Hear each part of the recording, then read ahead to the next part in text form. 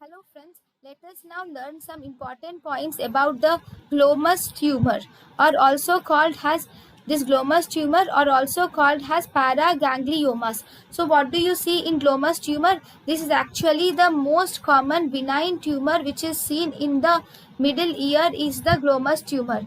This glomus tumor will resemble the carotid body.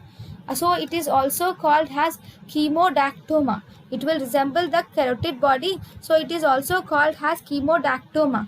This glomus tumor consists of mainly paraganglionic cells which are derived from neural crest cells. It contains paraganglioma cells which are derived from neural crest cells, and so it is called as paraganglioma. Okay, so this is one of the paraganglioma. If you remember, paragangliomas are nothing but the extraadrenal pheochromocytomas. Right now, where does this glomus tumor arises? This glomus tumor, if it arises from the jugular bulb which is present in the floor of the nasal cavity, if it arises from this jugular bulb, glomus jugulare, then we call it as glomus jugulare. Okay, this is glomus jugulare, and if it arises from the tympanic plexus which are present in the promontory, then it is called as glomus tympanicum. Okay, if there is glomus tympanicum, the nerves involved are the ninth nerve is involved, tympanic branch of ninth nerve, and 10th nerve tympanic branches are involved.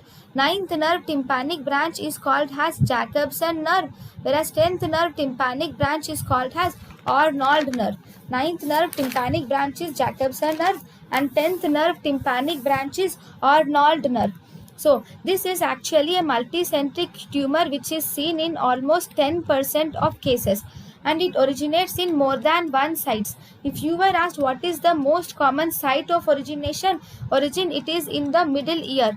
That too, it is in the hypotympanum. So if you see the clinical features, here you will see a tumor which is slowly growing and locally invasive tumor, and this tumor is not capsulated, and this will cause destruction of the bone, and it will also destroy the facial nerve also. This glomus tumor is actually highly vascular tumor, and it is supplied by the ascending pharyngeal artery. Okay, now if you see where is it more common, this is actually more common in females 4th to 5th decade of life, and then the malignant transformation and also metastasis are rare in this tumor. Okay, in less than 10% of tumors are associated with catecholamines. Only less than 10% of tumors are associated with catecholamines. Now if you see the pathogenesis of these tumors mainly originate from the chief cells. They originate from the chief cells, which will contain acetylcholine, they contain catecholamines and also serotonin. The main features of these cells are presence of the clusters of chief cells will be present like this, and these clusters of chief cells are called as Zellbaden. These clusters of chief cells is Zellbaden. If you remember, even in pathology, pheochromocytoma also shows this Zellbaden approach, and it is actually a highly vascular plexus will be seen out throughout the tumor. There will be highly vascular. It is a highly vascular tumor. Okay, next. That is the reason if you are trying to do surgical excision, because of its high vascularity, it bleeds substantially. It is bilateral only in 1 to 2%, so it is mostly unilateral. It can be hereditary also. Okay, one important thing is 10% tumors are familial, 10% tumors will secrete catecholamines, and 10% of tumors are actually multicentric. 10% familial, 10% will secrete catecholamines, 10% will be multicentric. Now if you see the spread of the tumor is actually present in the middle ear. Okay, now it can spread. This is the thing, that this is inner ear and this is the tympanic membrane. Okay, this is the external ear. Now it can in the intratympanic part, the earliest, because it is in the tympanic I mean, in the middle ear, the earliest symptom is there will be conducting hearing loss and tinnitus is present. The characteristic is presence of pulsatile tinnitus in glomus tumor is characteristic. That is, the tinnitus is swishing in character or synchronous with pulse. It stopped temporarily by carotid pressure because jugular bulb is related to the floor of the middle ear. Then if you do an otoscopy, on otoscopy you will see presence of red reflex, or also called as rising sun appearance. There is red reflex, or there is rising sun appearance, or there is aquino sign is seen. Okay, then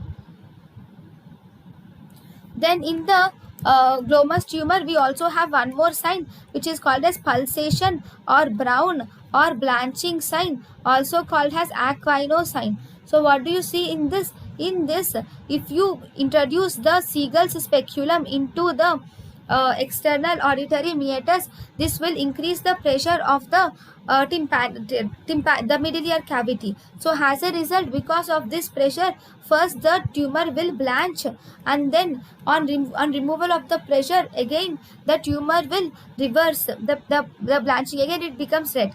That means when you introduce the Siegel speculum, it becomes blanch or it becomes pale, and on removal of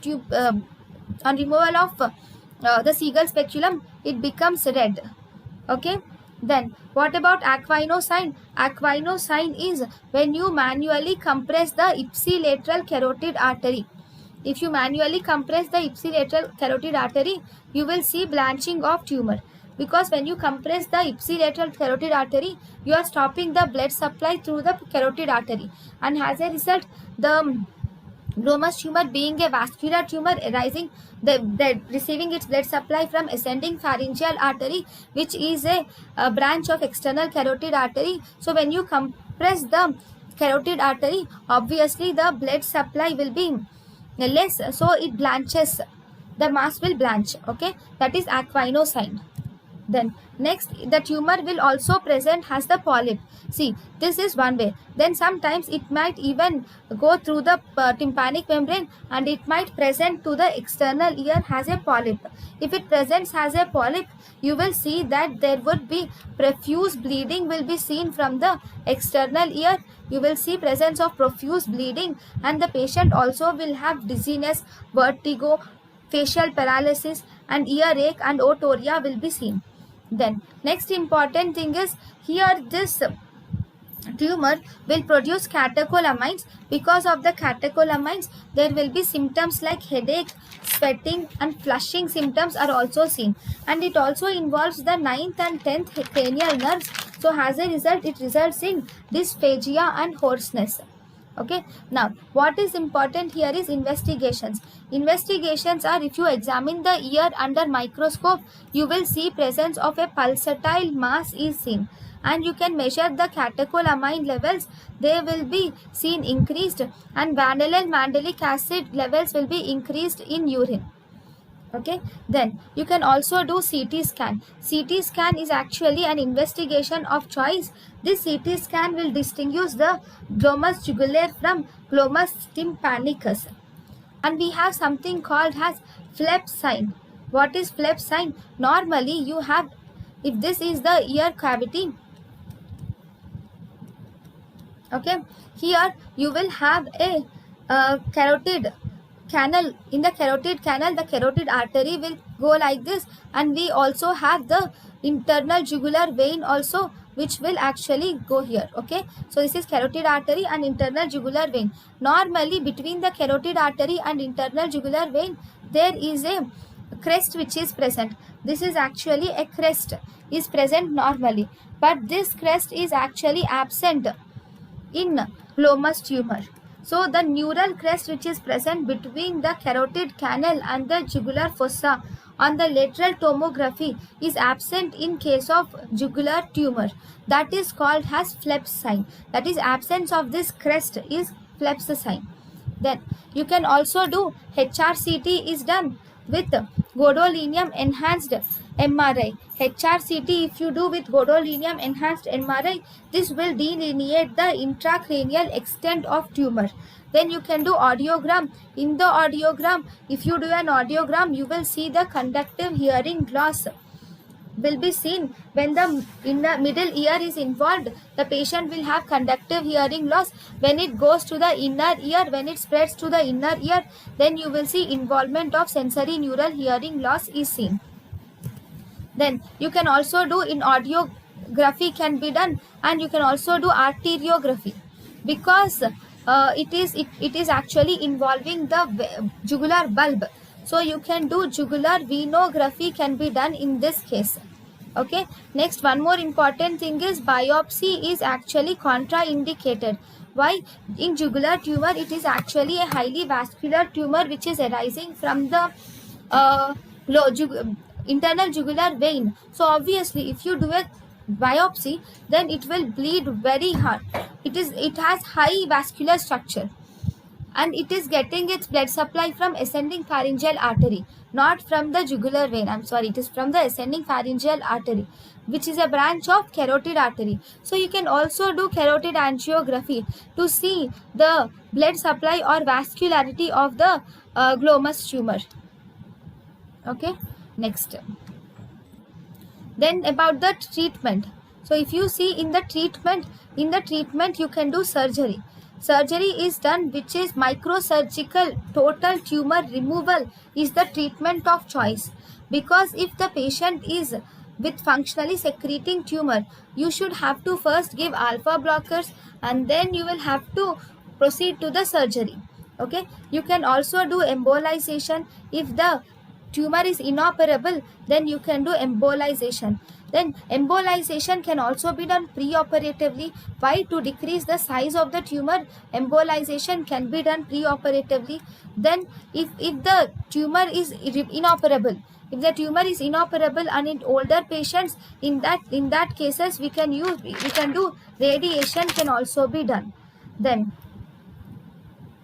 what about the complications? If you see complications, there will be conductive hearing loss and sensory neural hearing loss.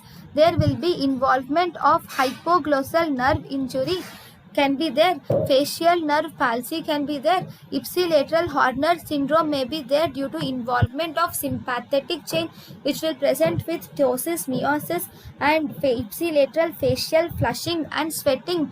There is also jugular foramen syndrome, which will involve 9th, 10th and 11th cranial nerves. If 9th cranial nerve is involved, there will be symptoms like dysphagia and aspiration. If 10th cranial nerve is involved, the patient will have hoarseness of voice due to vocal paralysis. If 11th cranial nerve is involved, there will be weakness and atrophy of sternocleidomastoid and trapezius muscle is seen. So these are the important points about the glomus jugulare. Thank you.